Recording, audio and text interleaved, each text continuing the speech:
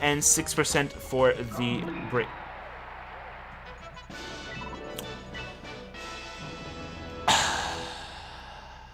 Hey buddy, it's Crazy24. Welcome back to some more Super Smash Bros. Melee. In the last episode, we went through classic mode with the Dr.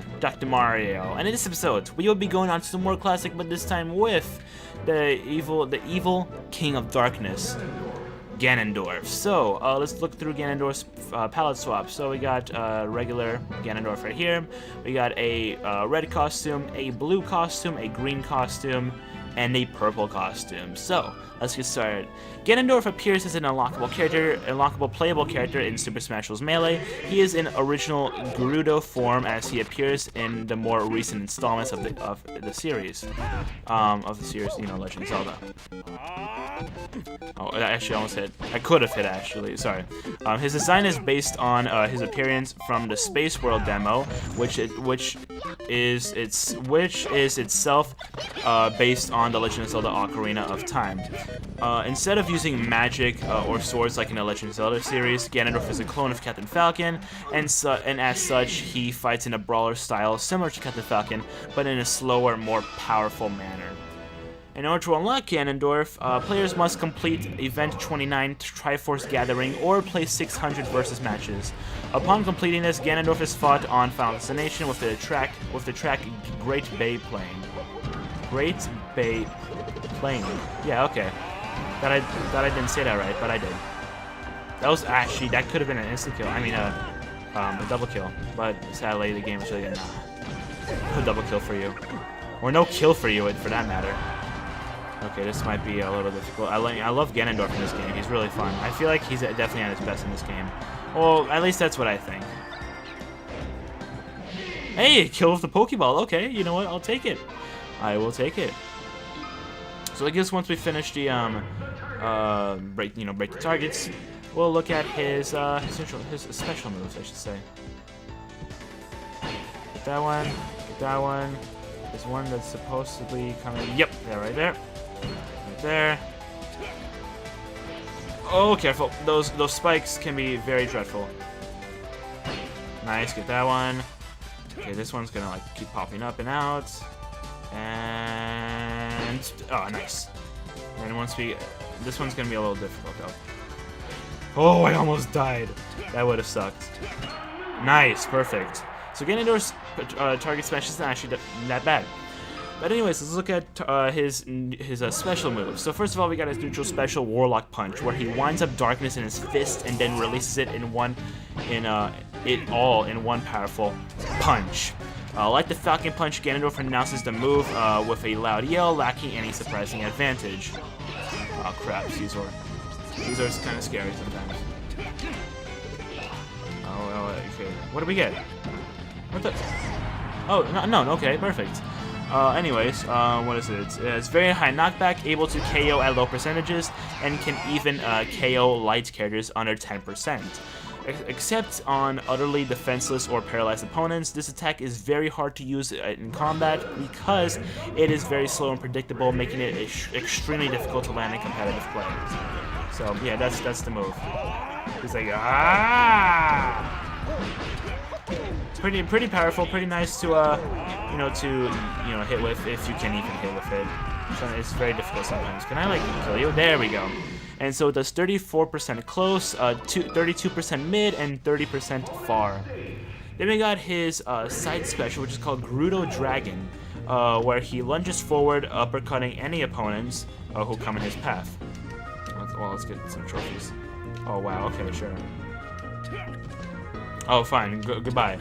Where is it? Unlike Raptor Boost, this move does not meteor smash opponents when used in the air. Instead, it will launch them diagonally upwards. The move causes helplessness, so be careful. Helplessness if used in the air. In the middle percentages, the attack sets the opponent upward for many juggling combos.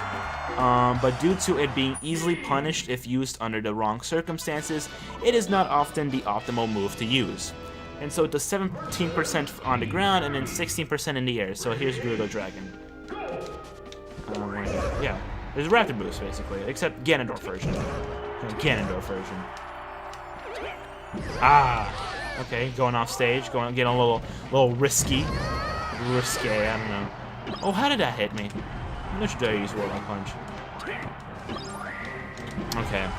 If they would be nice enough, I would like to talk about his up special, Dark Dive. So basically, Dark Dive, where Ganondorf quickly leaps forward.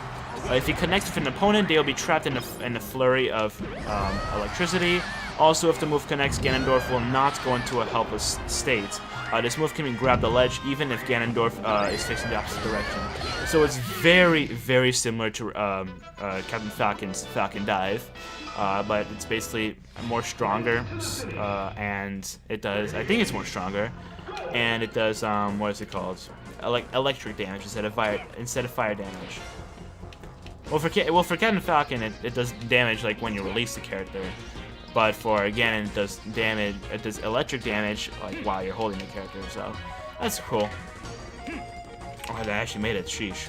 And so it does 1% for hits 1 through 4, 15% for the release, and 6% for the break.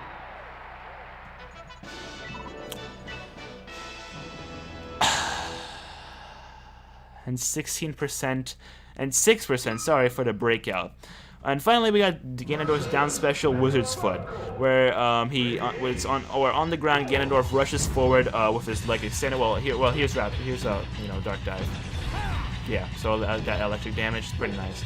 And if he uses it on an opponent, like grabs him and releases them, then he can do the move easily again. Rushes forward with his leg extended, dealing damage and relatively high knockback. In the air, he plummets to the ground at a sharp angle, like that. During which the move can actually spike opponents. So that's pretty cool. I actually use it a lot to spike my opponents. My victims, I should say. This move has the odd property of rewarding Ganondorf's second jump back. So if you use Ganondorf's second jump, and you use down special, then it could actually, return his second jump, which is very interesting, I should say. Yeah, Wizard's Foot. That's Wizard's Foot. It does 15% on the ground, 14% in the air, and then 12% for the landing. Then we got Ganondorf's Taunt, where he hovers in midair and spins before laughing menacingly. He sounds very different in this game than when compared to like Brawl and Smash 4. In like this game, he's more of like ha ha ha ha. In the later games, he's more like so yeah. Because in the later games, he's based off his Legend of Zelda Twilight Princess appearance. Oh my goodness, Ganondorf is doing so much damage. So let's look at his trivia. Oh my goodness, Ganondorf has a lot of trivia. This might take a while. Yep. So, I mean, I guess let's kill Master Hand and look at his trivia. Well, wait. Oh, that's gonna kill. That's gonna kill. Oh, never mind. I'm actually pretty surprised about that. Oh, hi, Crazy Hand. How are you today? Oh, nice, nice. Down special, and then down special, down air. My fault. Okay. Why does Ganondorf have so much trivia though? Like actually, compared to everyone else, he has like the most amount of trivia. I don't think there's anyone that we've played Classic with that has this amount of trivia. It's insane. It really is. Okay, but anyways, I guess let's start reading it. Despite being a rather poor jumper, Ganondorf has the highest ledge jump in the game, jumping higher than his more agile counterpart Captain Falcon, and even Falco, who has the highest normal jumps and the second highest ledge jump. Ganondorf's... Can you not? Oh, that's gonna kill. Yeah. Ganondorf's AI is infamous for its extreme level of dominance when fighting other CPUs.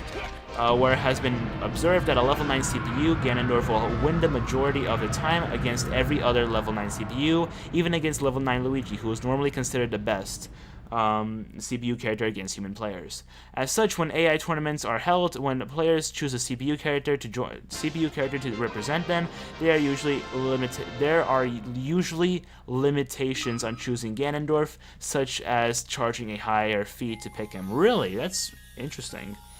Ganondorf is tied with the Ice Climbers for the world record in the home run contest. Ganondorf is also the only character that can break the max distance in the home run contest without using the use of a glitch or action replay. The Ice Climbers have to utilize the freeze glitch to break the max distance.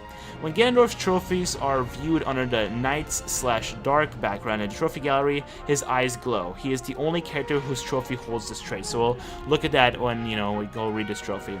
Ganondorf's hand is briefly seen during Link's montage in the introduction to Melee, making him one of the five hitting characters, along with Jigglypuff, Mewtwo, Young Link, and Pichu, to have some kind of involvement with the intro. Most of Ganondorf's voice clips were imported from The Legend of Zelda: Ocarina of Time. For example, his victory pose and taunt both use a sped-up version of his laugh from that game. One voice clip involving Ganondorf saying "Ouya" was imported, but nowhere is it used in the game. This Ouya clip would later find itself used in Brawl, as it is the sound that plays when Ganondorf is selected with the Wii Remote, despite him having a new voice actor. Ganondorf is the only clone whose original character, Captain Falcon, is from a different series. Sakurai did not plan to include Ganondorf as a playable character in Melee, only including him later in development because his body had a very similar build to Captain Falcon's, allowing him to be easily added on as a last-minute clone of Captain Falcon. Coincidentally, this is also similar to the presumed reaction why Captain Falcon himself made it into the series, because Falcon's body had a very similar build to one of the prototype fighters.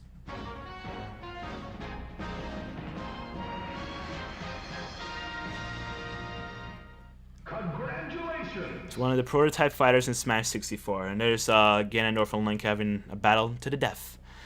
And finally, thank goodness, in the 1.0 release of Melee, if Ganondorf had a bunny hood equipped, he would perform a second jab during his neutral attack, an apparent leftover from Captain Falcon's moveset. This second jab had no hitboxes, however, and was removed in the subsequent versions of Melee. So in I guess the very early version of Melee, he had a second jab, which is very interesting. So here's Ganondorf, said to be the sole man born to the Gerudo tribe in 100 years. Ganondorf aspired to conquer the world. He plundered a piece of the sacred Triforce from the Temple of Time when Link pulled the Master Sword from its pedestal. With the Triforce of Power in Ganondorf's possession, Hyrule was plunged into darkness until Link and Zelda defeated the Fiend. And of course the game we got is The Legend of Zelda: Ocarina of Time from November of 1998. As he said, Ganondorf's eyes glow. Let's check it out. Change lighting. In a dark one. So this is one, for example. Oh, what the heck? If we can go, it's up to him. Check that out. Wait, oh my gosh, it's confusing. Yeah, his eyes legit are glowing. That's pretty cool. Like normally it's like that, but then in the dark version, I think that's pretty cool. I think that's pretty nice. Nice little add-on, I guess you could say. But yeah, so thank you guys so much for watching today's episode of Super Smash Bros. Melee. In the next episode, we will be going on to some more classic. We will be going on through classic mode with. What the heck are we going on through? We're going on through through classic mode with Fox's co-pilot Falco. So subscribe to help this channel out. Like this video and share with your friends or a stranger. And comment down below your answers for today's question of the day. So back for my question. Which Smash game would you say Ganondorf is best in? That's my question. So comment your answers down below. Follow me on my social media, Twitter, Facebook, and Instagram, because I do stuff there. All the links be down in the description. And I'll see you guys next time. Pop-Tart out.